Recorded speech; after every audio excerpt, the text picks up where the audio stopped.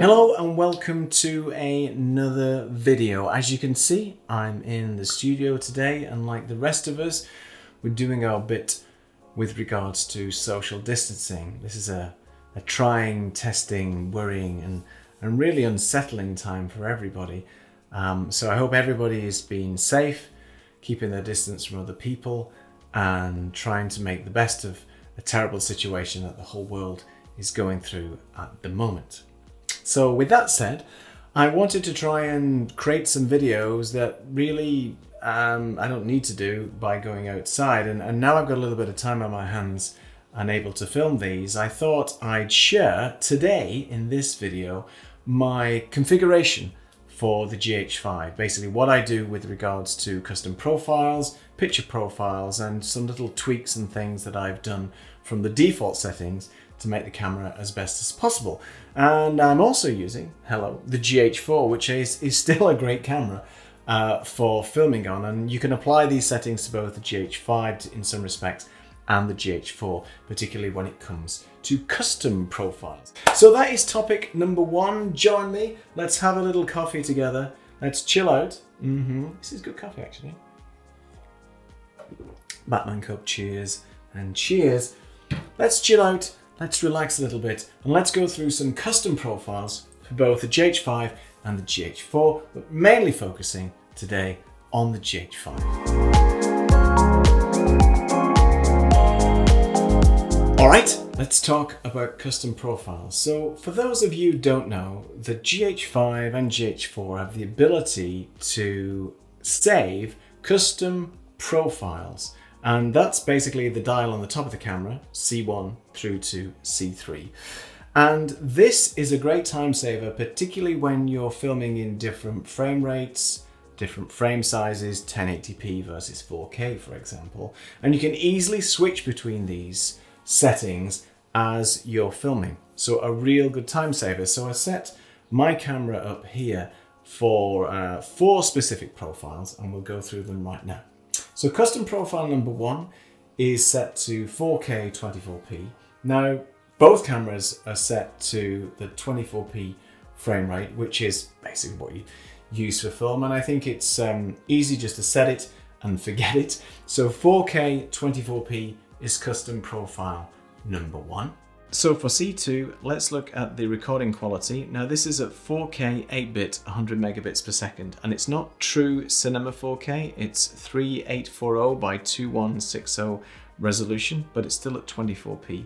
But if you notice here, it says VFR available, and VFR is the variable frame rate that will allow you to have 60p at 4K. So how do we do that? Let's go to the big camera M at the top. And you can see here on page 1 of 2, we have a variable frame rate. You first of all have to turn it on, and then you set it. And as you can see, the frame rate is at 60 frames per second. You can actually change this to whatever you want, but to get that 40% slow motion when you bring it into a 24p time frame, you set it here to 60 frames a second.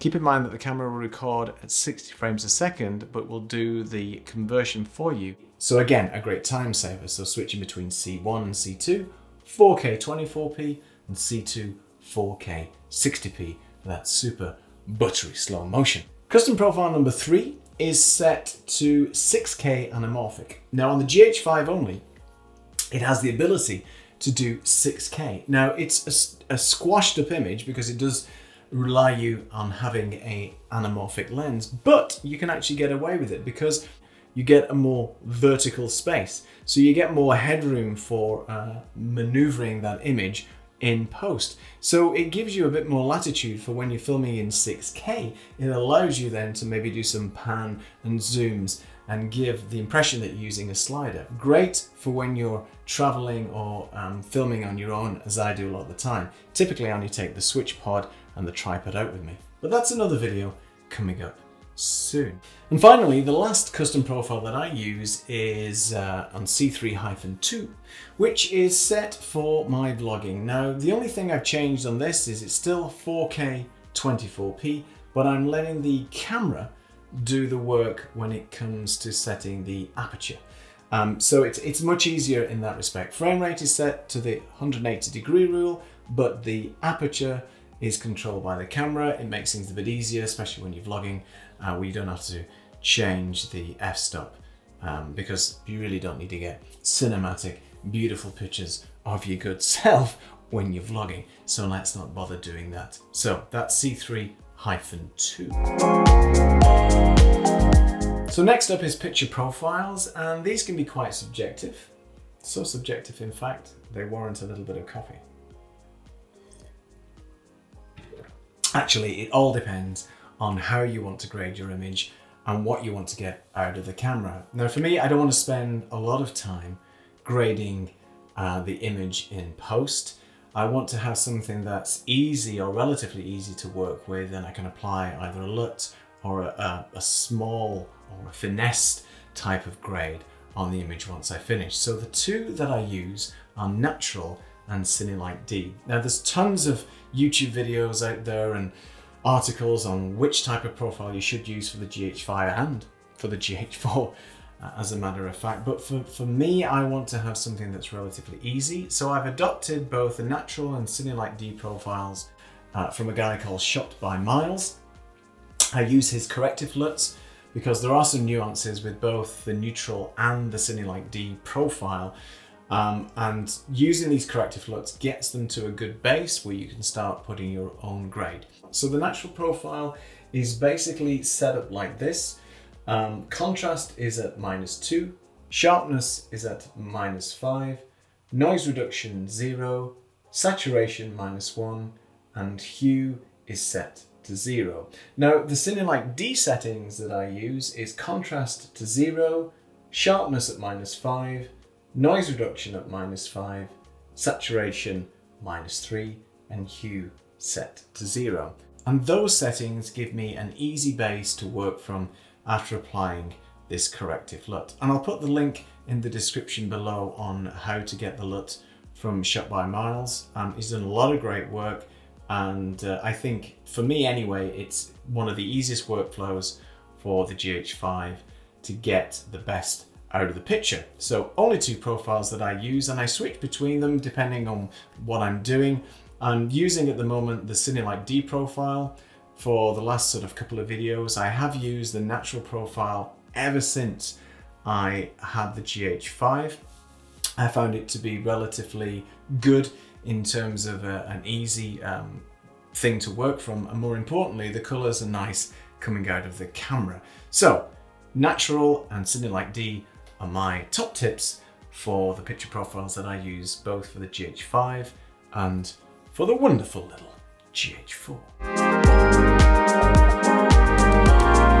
So one of the other things I've changed on both the GH5 and GH4 are some of the custom function buttons that you can use. Now, when you get the cameras, they're all pre-programmed with all the default settings, and you can configure any one of these buttons to do any other setting. And there's only a few that I've changed specifically to help me with my workflow when I'm filming. So one of the first buttons that I've changed on the GH5 is function button 2, and I've configured this for IS lock. Basically, IS lock is going to give you a rock solid image because it uses the in-body stabilization to basically make your image look like it's on a tripod. So for handheld use, it is amazing. It's as if the camera is on a gimbal or actually on a tripod, and it will help you so much when you're filming on your own. So function 2 is IS lock, and let's take a quick look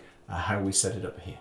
So we have the GH5 here, and if you press and hold any of the function buttons, you'll be able to see that I've got a menu come up now. I'm on 8 of 20, and effectively I'm just going to select the IS lock video button, and then when I press the function 2, I can toggle between IS lock and normal stabilize mode. And you can basically do this for any function button. Just press and hold, and you can change it from the default settings. Another setting that I use for the GH5 and on the GH4 is basically changing the ISO into 1/3 increments.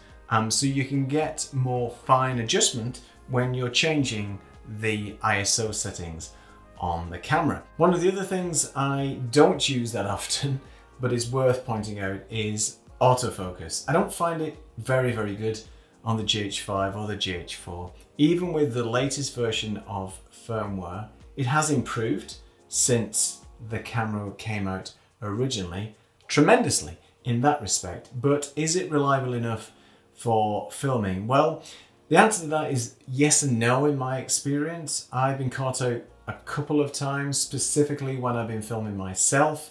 I'm not really looked at the screen that often, and then I find the background is perfectly in focus and I'm not in focus at all. So where possible, use manual focus, but if you have to rely on autofocus, then I don't use the tracking, I just use the one area, and don't make the area too big, or you'll start seeing the hunting and the focus trying to hunt into different areas. And I've just kept the default settings for the focus. I haven't tweaked with the sensitivity or anything like that, because I find that can just make the focus go completely out of whack. So where you can, use manual focus, and if you're vlogging, try and use the single point area for autofocus and don't mess with those default settings. So that's about it for today. It's a short and sweet video. Hopefully it's sweet, and hopefully it's helped you a little bit around workflows in terms of what I use for the GH5 and GH4 with regards to custom profiles, picture profiles, some function buttons and settings. There are a ton of configuration parameters on both cameras, too many to go into here. But a good thing is that I've found is don't deviate too much from the defaults. Change the things that you need for your settings, to make the camera more comfortable when you're using it and to quickly change profiles and things like that. But out of the box, the camera's pretty good, and with a few tweaks, a few changes, it can be an amazing camera. So the GH5 in 2020, I think it is still a very relevant camera. It does everything that I want from a camera right now. And as for the price, I mean, when it came out, I think it was a few £1,000s, and now you can pick the camera up from a number of different places for quite a lot less. So it's worth shopping around if you're looking for a good 4K workhorse camera that's pretty lightweight, has a range of decent lenses for it, and can get a decent image. Why not go for the GH5 right now? There's always going to be a better camera, but the best camera is the one that you have with you, the one that you like using, and the one that you feel more comfortable with. And with that said, thank you GH5, we still love you, and you're still relevant for me anyway in 2020. Hope everybody stays safe, hope things get better soon for the rest of the world. As I said, it's a difficult time, but let's just keep each other safe and take care of one another. Until next time, enjoy.